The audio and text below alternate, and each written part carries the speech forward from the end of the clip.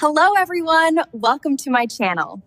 Today, we're starting our journey into HTML. In this series, you'll learn how to build websites from scratch, step by step.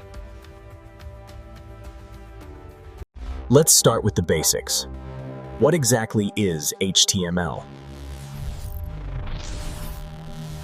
HTML stands for Hypertext Markup Language. It's the structure of every website.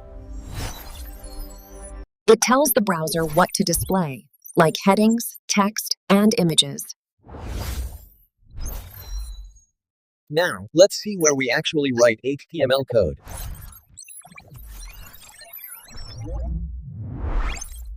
We use a code editor. One of the best is Visual Studio Code.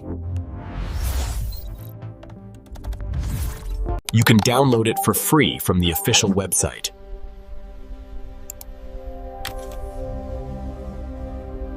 Install it, open it up, and you're ready to start coding. In the next video, we'll write our very first HTML code.